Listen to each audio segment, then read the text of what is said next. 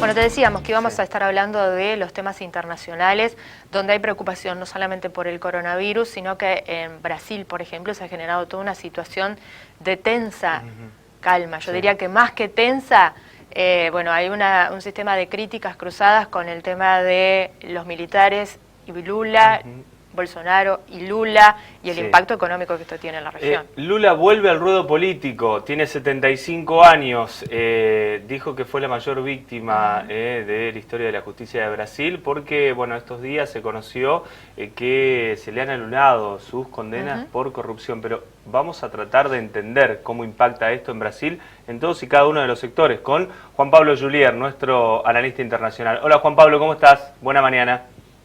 ¿Qué tal? Buen día, ¿cómo están todos? Bien, bueno, nosotros queriendo saber esto, ¿no?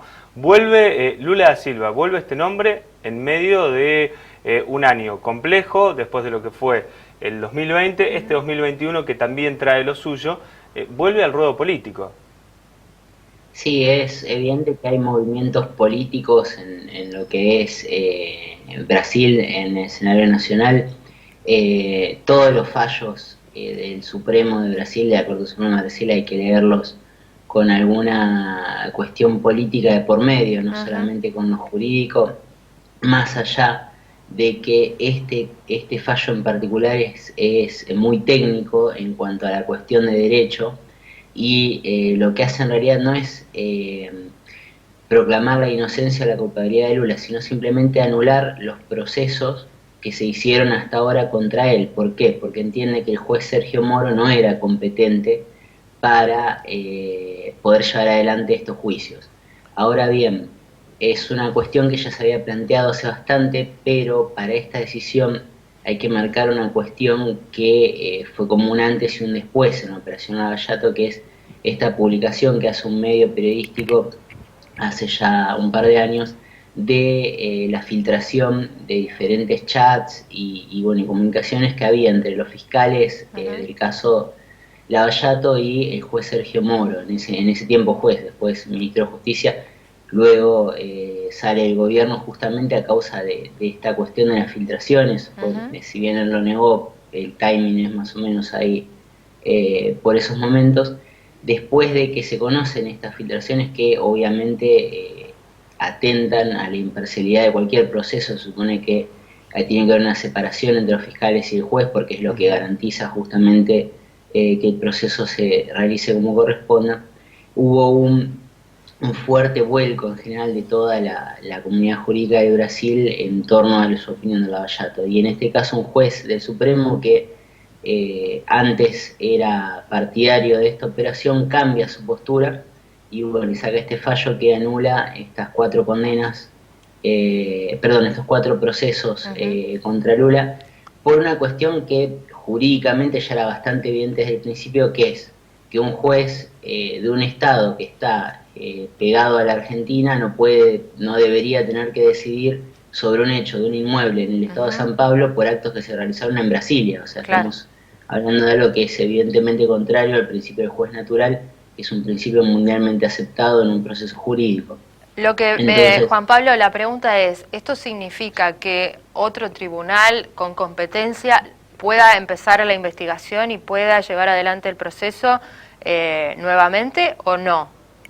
De hecho, el fallo lo ordena en un par de cuestiones que se inicie nuevamente, y si los procuradores de Brasil piensan que tienen pruebas suficientes, pueden reiniciar también los procesos por los cuales Lula ya fue condenado. O sea, estos procesos pueden iniciar de nuevo. El problema es que si se inician, se tienen que iniciar donde corresponde, que es en Brasilia o al sumo en San Pablo, y ya no digamos con la misma dinámica que en su momento le impuso Moro. Entonces hay que ver qué pasa con esto. También hay que recalcar que el Procurador General, que de alguna manera está más ligado al gobierno de turno, puede apelar este fallo, y en ese caso resolvería un pleno de la segunda sala del Supremo de Brasil, por lo cual tampoco es 100% firme esta cuestión. Siempre existe la posibilidad de apelar en la justicia, y todas estas cuestiones podrían hacer que Lula vuelva a estar inhabilitado, dependiendo de la velocidad con la que se maneje, para competir en las próximas elecciones, porque si hay nuevamente una condena en segunda instancia, recuerden que esto en Brasil inhabilita a cualquier persona para ser candidato, que fue Sí. hecho lo que le pasó a Lula en el 2018. De todos Ahora modos, yendo, sí, Juan Pablo, de todos modos, más allá de esta cuestión netamente formal y procesal, la figura, el hecho de estar fuera con injerencia política, obviamente es un gran sacudón para Bolsonaro, para la estructura, en un país donde está muy golpeado por el coronavirus. bueno, a esto justamente quería llegar. Es evidente que estas cosas no pasan fuera de un contexto. Hay una gran división política en torno al Brasil que tiene una élite que en su momento, cuando se pensaba en el impeachment de Dilma, cuando se estaba previendo un Temer y después quizás algún gobernador como el estilo de Alckmin, algo parecido a lo que fue Cardoso en su momento, una persona de centro, centro derecha, Ujú. no un Bolsonaro.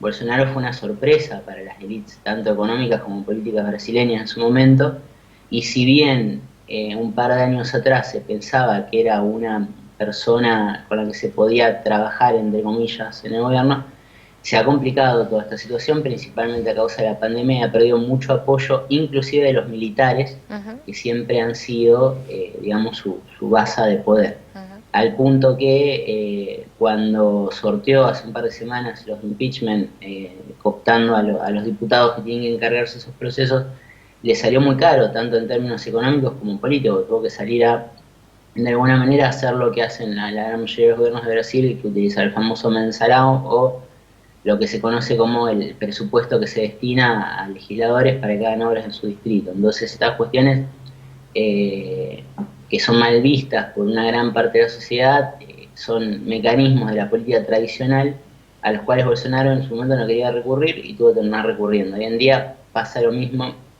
en otros ámbitos y esto de alguna manera va llevando a muchos movimientos políticos. Lo que Ujú. tiene Lula como figura en sí es que tiene la capacidad de aglutinar a una gran parte de la población, también es bueno decirlo, tiene otra gran parte de la población en contra, en ese sentido hay una grieta muy marcada también en el Brasil, muy similar a lo que pasa acá en Argentina, pero a diferencia de otras figuras de la oposición, Lula realmente puede ser una figura de unión, Claro. que es lo que por Claro. supuesto le preocupa a Bolsonaro, que podría llegar a ser el verdadero obstáculo de las próximas elecciones para que él pueda tener un segundo mandato.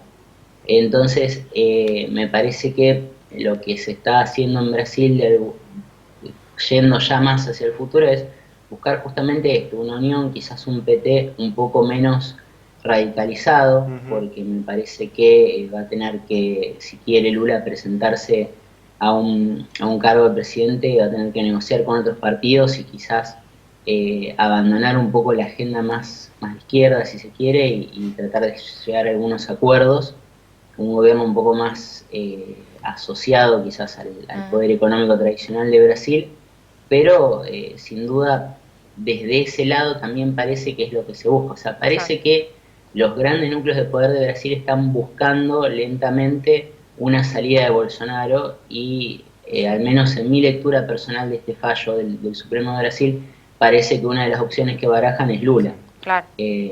Por eso es que digo que quizás sea factible una nueva candidatura con una agenda un poco menos, Ujú. digo radical en el sentido por ahí de ciertas reformas que molestan a cierto Sí. establishment, pero tampoco es que va a ser un gobierno de derecha, o sea, simplemente va a ser algo un poco más negociador de lo que se Sí. vio quizás, sobre todo en las últimas etapas de Dilma, que era una presidenta muy rígida en cuanto a ciertas cuestiones. Ujú. Ujú. eh, Ideológicas sobre todo. En cambio Lula tiene una personalidad más negociadora y la verdad es que indistintamente de lo que uno piense a nivel personal ideológico al Brasil, en el gobierno de Lula le ha ido muy bien en todo tipo de Sí. indicadores internacionales. Ujú. Hay que recordar que era un momento en el que Brasil se estaba debatiendo un sillón permanente en el Consejo de Seguridad de Naciones Unidas, que es uno Ujú. de los organismos de mayor poder a nivel mundial.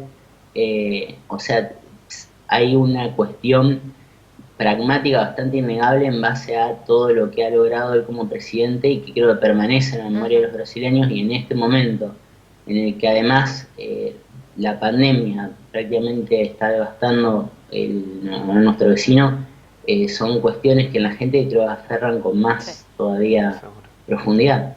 Entonces hay una lectura obviamente de aquellas personas que tienen el poder de Brasil y la lectura justamente es esa. Qué panorama, ¿no? Una salida de Bolsonaro y Lula puede ser una buena opción. Qué panorama. La verdad que complicado. Nosotros te agradecemos, Juan Pablo, como siempre, porque nos ayudás a entender lo que pasa en nuestros vecinos, en nuestra región, y a ver el impacto que esto puede tener. Ya colectazos políticos a nivel local ya hubo, pero obviamente vamos a seguir atentos a lo que pase en Brasil.